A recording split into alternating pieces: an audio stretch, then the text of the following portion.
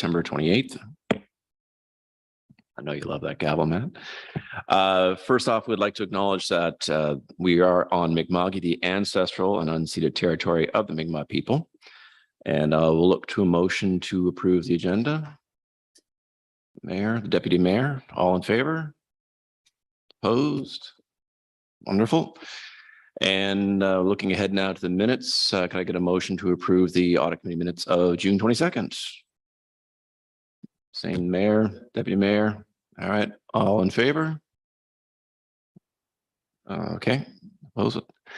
Perfect, all approved. And no public participation, correspondence, or business notices of motion. So let's move on to new business. Town auditor's presentation. We have the folks from Bellevue Avino here to let us know about our control letter. So I'll turn it over to you folks. Thank you very much for having us here today. Firstly, I'd like to thank Lisa, Kathleen, and their staff for the help during the audit. We understand it's not always easy having auditors come in while you're trying to get your work done and asking for this, that, and the other thing, but they're always willing to help and provide whatever we need. And I would say this year went very smoothly from our end, and I think from their end as well.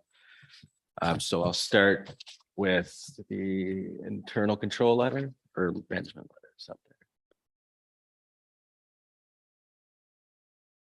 So the management letter is the first one on screen, so I can start with that. So in our management letter, a couple of things to note.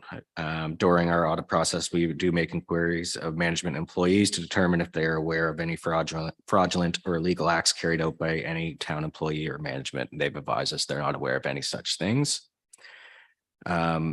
Moving down a little bit there. So there was some turnover or reshuffling of positions in the finance department this year. With that comes changes in some policies and procedures and duties, et cetera. So mainly just to commend Lisa, Kathleen, and their team as those changes are occurring. We're in pretty consistent contact throughout the year of, we're thinking about doing this person's moving here, what procedure would be put in place, et cetera. So that's just, being forward thinking in the policies and procedures as opposed to, when all is said and done, is this going to work? So that as an auditor, we like to see that the internal controls are being taken seriously, but they're also being consistently evaluated for changes and how things are done, which is key too, because if a policy is in place since the 1980s, we probably do things differently than we did in the 1980s. So it is nice that those things are being kept up to date. Looking forward to next year, there is a change in the accounting framework. So there's PS 32080, which is asset retirement obligations. There was an opportunity to early adopt this standard in the current year. It wasn't adopted this year, but it'll be adopted next year. So what that standard is, in simplest terms, using a building, for example. So if you have a building and it has asbestos in it, there's a requirement before you can sell that building to clean it up effectively, using this as a simple example. So what the accounting framework is saying, so if we know when building X is going to be sold, there's going to be $200,000 of remediation costs, we would present value that down to today's dollars, and we'd actually set that up as a cost of the asset with an offsetting liability that we would bring in over time. It's kind of similar to how in previous ways waste disposal sites were done. There was accruals pieces for that. So it's a new standard that applies throughout. It could apply to more than just buildings, but in general terms for the town of Lunenburg, that would be the most likely scenario. So that is something that you'll see changing next year. Elaine and Kathleen are already on top of it. We've already been in discussions about what that looks like. Chances are you'll need an engineering department to jump in at some point in order to provide some work there, but there will be a change to framework next year. That's the main stuff from the management letter. Unless there's any questions, I can move on to internal control.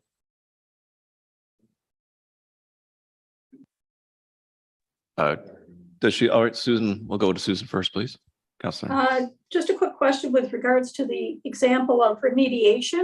Am I understanding that we would not be able to sell a building unless the remediation had taken place? That's what the standard looks to, is if there's a requirement on your end. Using another example could be if you had a lease for a building, so if you were leasing office space somewhere and say you had to do the renovations, and if in your lease it says when this lease is over, you have to return the space to what it previously was. So if it was an empty shell, we would have to look into what those costs would be. You know, in theory, you would probably never actually do it, but if it's required by the lease, if it's a requirement, it's not just if it's something that can sit there. There's a whole decision tree to go through, but the key is the requirement aspect of it to comply with whether it's environmental standards or a lease or whatever you would have, if that answers your question. One more question related to that, going back to the remediation, would we be able to negotiate, let's just say, as an example, the sale of a building that was determined to have asbestos insulation in it? Would we be able to negotiate a discount in the price of what it would cost for remediation, or are we specifically required to remediate before sale?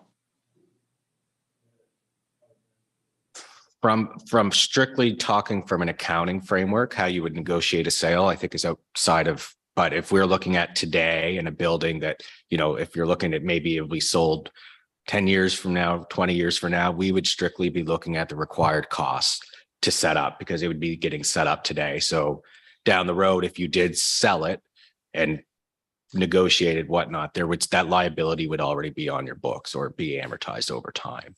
Is that, I think that answers your question. Yes, thank you.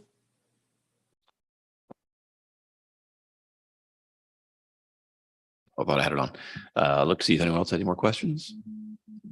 I do have a quick question. Perhaps this might be more suited towards Ms. Dagley. Do we have any sense of how much staff time this new standard will involve in order to comply? Not at this point, no, but it is going to take some staff effort for sure. Yeah, just when you mentioned, you know, the fact that we have to bring public works in, it seems like we're bringing more departments. That's obviously taking time away from other duties. So, yeah. Okay, just I guess something to be aware of as we go forward. Thank you. So next up would be the internal control letter. So as part of our audit procedures, we're required to look at internal controls. We evaluate them from the aspect of how it's going to allow us to do our audit and the risks associated with it, and if we can rely on controls, but also through that process, if we identify anything that comes to our attention, any weaknesses of any sort, then we provide that feedback to the audit committee and any recommendations that come from it. In the current year, basically it's the same note that we had in the prior year internal control letter regarding email authorizations and confirmations. So just to kind of refresh everybody on that, if email confirmation was being provided, you would say the email would come back to whoever and say, you know, I'm authorizing you to do this, or I'm authorizing this invoice. From our perspective, an auditor, that's not specific enough to what are you actually confirming. So we just wanted to put in place, which have been put in place. It was just when we were here auditing last year, the new year had already started. So these policies, and you'll see in the management response that the policies and procedures have been followed. It's just where the timing piece. So all we wanted to see as an auditor was when you're confirming something through email, you know, identify, I'm confirming that, you know, approve this invoice 123 to company ABC for $10 or what have you, but there has to be some identification in there, because yes, could be the attachment in for the email, but it's hard from an auditor perspective to know exactly what was there. So it's just an added step, which has been done and you have been doing, but we just have to maintain it in the letter for this year because it carried over into the prior year last year. That would be all I have for the internal control letter. If there's any questions. Open up the floor. Any questions? Seeing none. So I'll move through to the financial statements. Hopefully everybody's had a chance to have a look at. So the financial statements are broken into Section A and Section B. So Section A is your consolidated financial statements. Section A is what is being audited. That's where the audit report is produced. So that's what our opinion is being expressed on. Section B is where we break down more so how you actually operate between operating fund, water, electric, cemetery, et cetera. So that's where we have your non-consolidated statements, but those are for information purposes. In theory, in order to provide an opinion on your consolidated financial statements, we need to look at the operating to build it up that way. But that's why they're broken down into two sections, because technically the audited opinion is on the consolidated financial statements. So flipping through, A1, so that's your management's responsibility for the consolidated financial statements. And all that is saying is that, you know, the framework and everything in these statements, that the actual responsibility is for management to make sure it's in compliance and however they want to set them up. These financial statements are the financial statements of the town of Lunenburg. They're not Bella Bovino's. Bella Bovino is providing an audited report on the financial statements. So you own these. So A2 would be our opinion. So we have audited the accompanying consolidated financial statements of the town of Lunenburg, which comprise the consolidated statements of financial position as at March 31st, 2022. In our opinion, these consolidated financial statements present fairly in all material respects the financial position of the town of Lunenburg as of March 31st, 2022. So we've provided a clean audit opinion, which would be what you're looking for and what you've consistently had as an organization over the years. And just below the third little italicized heading, other matters. So that's just where we also mention about section B not being audited, so that the users of the statements aren't confused. A4 is your consolidated statement of financial position. You had an increase in cash to 8.5 million this year, mainly due to operations. You'll see your net financial assets of 3.6 million, up from 2.2 this year. So that's moving. That's, you know, in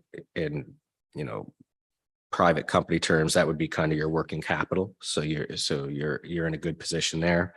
And then your total net assets of 42,523,437 dollars would be your net assets at the end of the year, which is made up of your tangible capital assets, your inventory, prepaid expenses, and net financial assets. You have a surplus of 726,000. That surplus is mainly comprised of the surplus from water and electric. The way the operating fund works on a non-consolidated basis is it goes to zero. Any surplus is moved to reserves. So it's moved to reserves in the next year. So you had a small surplus of a little over $2,000 in the current year that we moved over. Then you have a reserve funds of 7 million, and your investment in capital assets of 34 million. So that 34 million number is basically your tangible capital assets less your debt against it. So what you still own, what you full outright own. Moving over to A5. So this is your consolidated statement of financial activities. So this brings in all your revenues, all your expenses, understanding that you have your non-consolidated. So we net out anything that's moving in between the two of them. So for the current year, you had a $1,053,655 surplus. The main generators of those would be your water utility, your electric utility, and generally when you receive funding for your capital assets, that gets brought into revenue and then you get amortized. So normally that's what generates the largest piece of your surplus.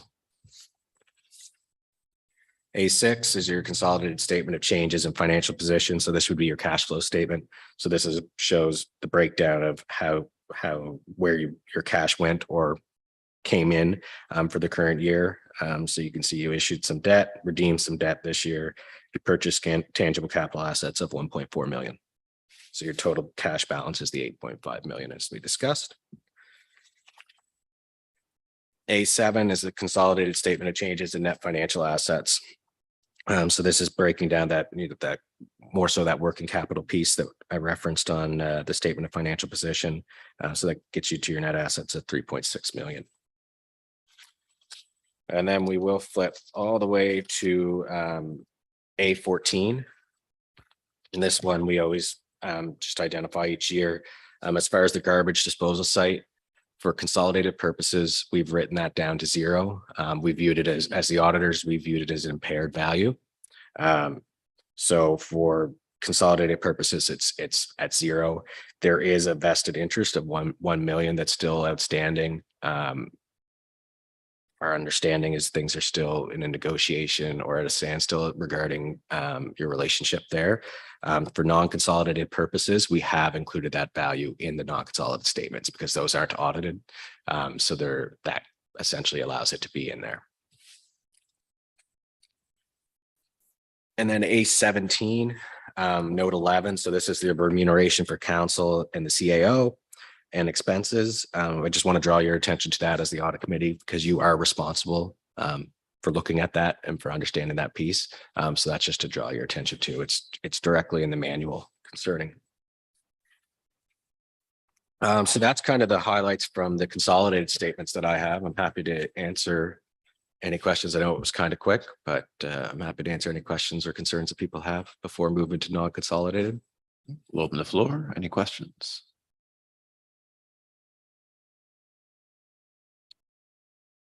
Seeing none. All right, sounds good. I'll continue on to B1. So we'll just kind of touch on each non-consolidated statement briefly, just to show you where they're at, how that flows through. So your statement of operations, this would be for your operating fund. So this is where all your taxes come in. You had large increases in D transfer tax based on the housing market, probably not a surprise to anybody around the table. You also had an increase in your residential assessment, plus a small increase in your rate. So that's why you see an increase in your taxes, the 6.6 million as opposed to 6.1 in the prior year. And that's the one larger change. Under your conditional transfers for federal and provincial governments, last year you had 287,000 in there from the restart program for the province. The rest, what was not spent, went to reserves. So then we brought in pieces from reserves. So there's another 86,000 in the current year. So that's overall excess of revenue over expenditures for the year is 2,893 for the statement of operations. So that will be transferred to reserve next year.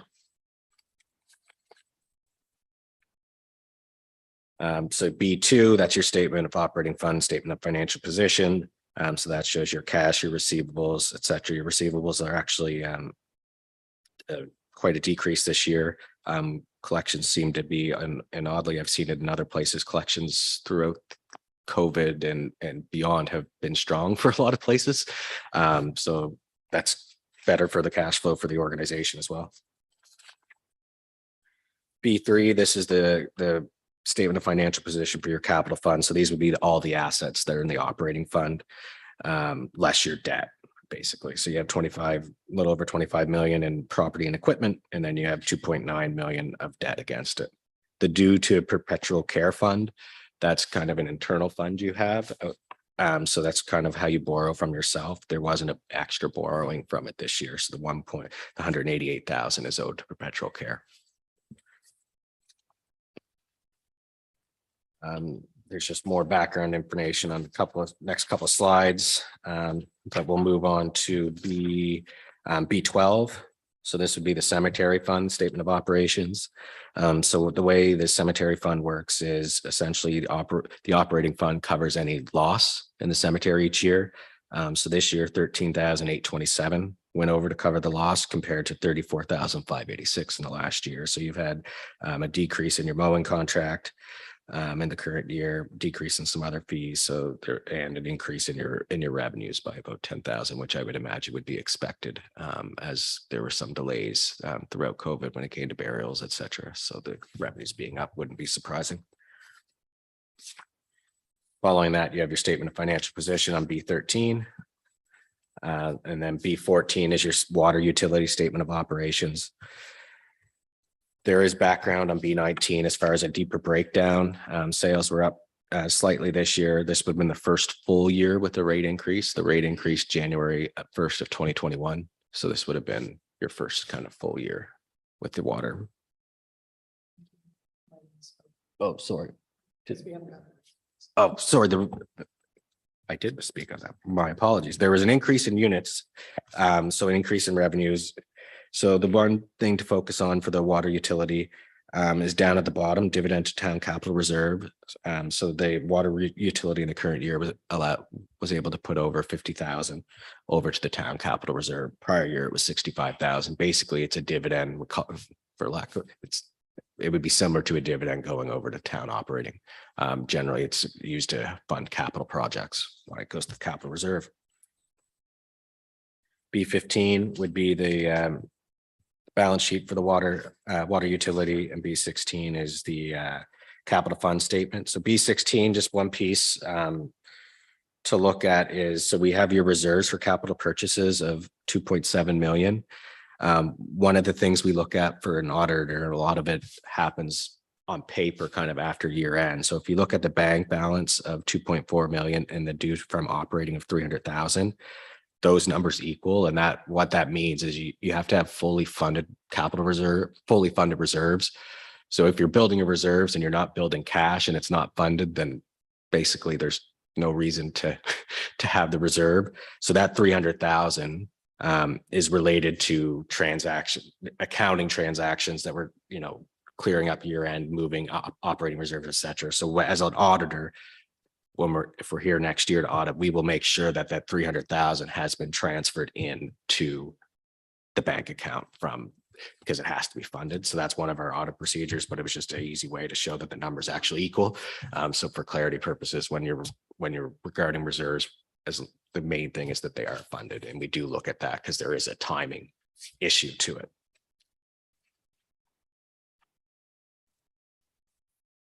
Moving through to B20. So B20 would be your electric utility.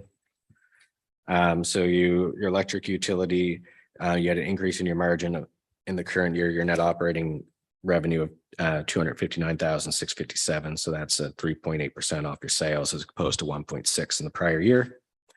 And then with your increase in transfers to reserves, you ended up with a small excess of revenues over expenditures of $208 for the current year. But that was with transfers of 173,000 to capital reserves, principal repayments of 100,000, and interest on debt of 21,000 on that number. B21 would be the statement of financial position for the electric utility. B22 is the statement of financial position for the capital fund, which also has your reserves for the electric utility. The following pieces behind it would be a breakdown of your various reserves for all your funds. B25 is your perpetual care statement of financial position. So that's where I referenced there was the debt. So the other side of it is here showing balances owing from the town. Those are really all I had to go over, kind of the highlights. And then in the back, there's other pieces on the further breakdown of your reserves for information purposes. But I'm happy to answer any other questions that you may have. Get a little bit of the floor up. Any questions? No?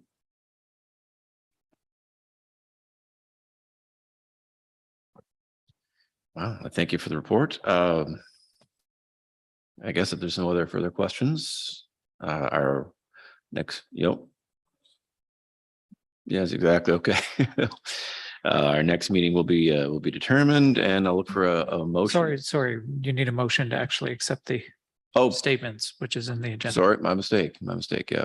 Okay. So I should ask for that. Should I have a motion to accept the statements? So I got the mayor, deputy mayor. Okay. All in favor of accepting the report? Opposed? None. All right. Now we will, again, there's no camera, and we will meet another date. We'll determine later. We'll look for a motion to adjourn. There, deputy mayor, there. No. Sorry, I couldn't see her from over there. She's behind the deputy mayor's head now. Sorry. Is that Councillor Sanford seconded? All in favor?